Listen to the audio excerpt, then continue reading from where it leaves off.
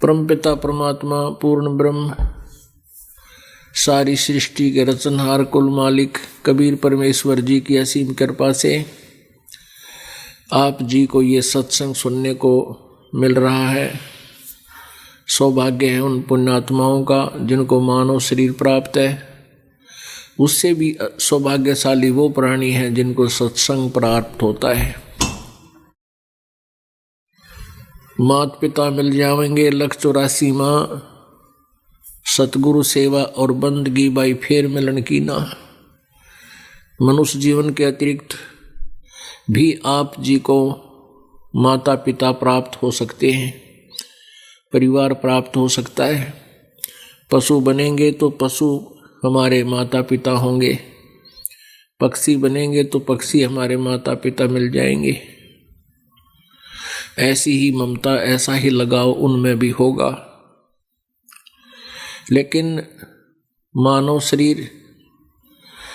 शरीर में फिर सतगुरु की सेवा, सतगुरु परमात्मा मिलना, सतगुरु का मिलना और परमात्मा की भक्ति, ये उन शरीरों में आपको प्राप्त नहीं होंगे, अन्य योनियों में।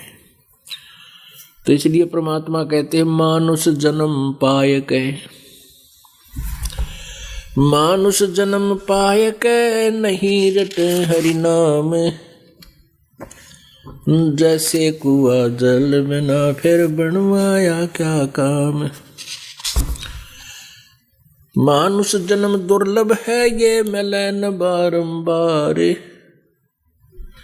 तरवर से पत्ता टूट गिरे वो बहुर न लागे डार।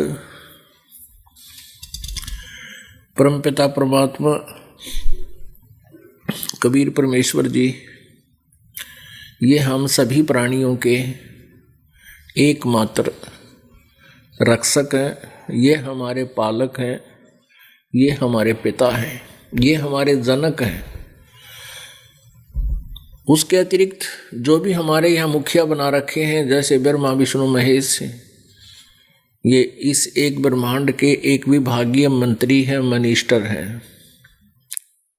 रजोगुण विभाग के ब्रह्मा जी, सतोगुण विभाग के विष्णु जी और तमोगुण विभाग के शंकर जी। ये तीनों भगवान भी आदरणीय हैं। ये हमारे केवल किए हुए कर्मों का ही योग हमें प्रदान कर सकते हैं। यदि आप जी ने कोई पाप किए हैं तो पापों का दंड भी ये हमें भुगतवाएंगे। आप जी के पुण्य हैं तो आपके पुण्य भी ये पूरे आपको दिलवाएंगे। लेकिन हमारा मालिक, हमारा पिता, सबका स्वामी, कुल धनी एक ही है। वो कुल मालिक कबीर देव है, वो अल्लाह कबीर है, वो पूर्ण परमात्मा अमर पुरुष सतलोक में रहता है, अमर लोक में रहता है, शाश्वत स्थान पर रहता है। सनातन परमधाम में वो परमात्मा रहते हैं। वहाँ से सभी असंख्य ब्रह्मांडों का वो कंट्रोल करते हैं। प्रत्येक प्राणी को वही सब व्यवस्था करके यहाँ पर देते हैं। उन्हीं के आदेश से ये सभी यहाँ के स्वामी, यहाँ के मालिक ब्रह्मा जी, विष्णु जी, शिव जी और ज्योति निरंजन ब्रह्म और दुर्गा जी, ये आप जी को वो व्यवस्था देते हैं। जो परमात्मा के चरणों में किए हुए पुण्य आपको प्राप्त होते हैं, संचित आपके पास हैं। और जो पाप आप करते हो उनका भी भुगतान यहाँ के ये स्वामी भगवान प्रभु ही करते हैं। लेकिन हमारा मालिक सुख देने वाला, दुखों का विनाशक, पाप कर्मों से जो होने वाले कष्ट उनके निवारण करने वाला एक ही परमेश्वर है। एक ही वो परमेश्वर है जिसका नाम कबीर देव है। हम उसको कबीर देव कहने लगे, कबीर साहब कहने लगे। साहब कहो, देव कहो, राम कहो, खुदा कहो, अल्लाह कहो, गॉड कहो, ये उपमात्मक शब्द हैं। लेकिन वो सच्चा साहिब। अब उसको सत साहिब क्यों कहा गया? क्योंकि सत माने अविनाशी, साहिब माने प्रभु, अविनाशी परमात्मा।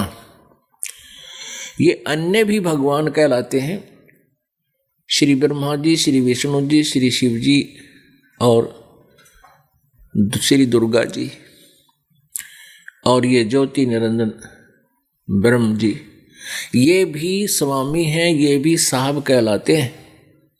लेकिन ये सच्चे साहिब नहीं हैं, ये वास्तविक प्रभु नहीं हैं। पुण्यात्माओं, ऐसी बातें जो ये दास बोलता है और अज्ञान के आधार से, हम लोकवेद के आधार से इतने आरूढ़ हो चुके हैं, हम इस गलत ज्ञान को, इस शास्त्र विरुद्ध ज्ञान को सुनते सुनते बहरे हो चुके हैं और हमने यही मान रखा है कि ब्रह्मा विष्णु महेश अविनाशी हैं, नाशवान नहीं हैं, ये अजर अमर हैं। लेकिन इनका इतिहास, इनकी जीवनी में लिखा है कि नाशवान है और ये परमात्मा नहीं है, प्रभु स्वामी नहीं है, ये ईश नहीं है, ये सच्चे साहिब नहीं है। और इस बात को यदि बगैर प्रूफ के, बगैर प्रमाण के आप जी को बताया जाए तो आप जी फड़क जाओगे, बिदक जाओगे, आप सुनने को भी तैयार नहीं होगे अगले वचन को। इसलिए दास का प्रयत्न रहता है कि जहाँ भी कोई मन के अंदर शंका उत्पन्न हो, वहीं पर एक ऐसा प्रमाण दे दिया जाए जिससे ये मन आप जी को इस सच्चे साहिब की कथा को सुनने के लिए बाधक ना बने। इसके लिए आपको एक थोड़ा सा प्रमाण देते हैं, और समझदार को संकेत ही बहुत होता है। देखिएगा, श्रीमद् देवी भागवत, ये कहाँ से प्रकाशित है? गीता प्रेस, गोरखपुर।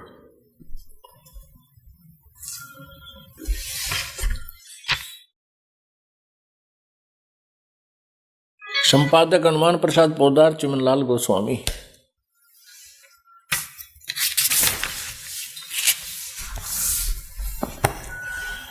प्रकाशक मुद्रक हैं गीता प्रेस, गोरखपुर, गोविंद बनु कार्यालय, कोलकाता का संस्थान।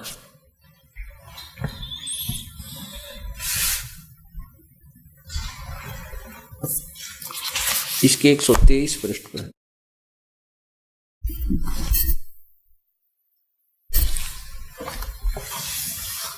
123 पृष्ठ पे तीसरे स्कंद में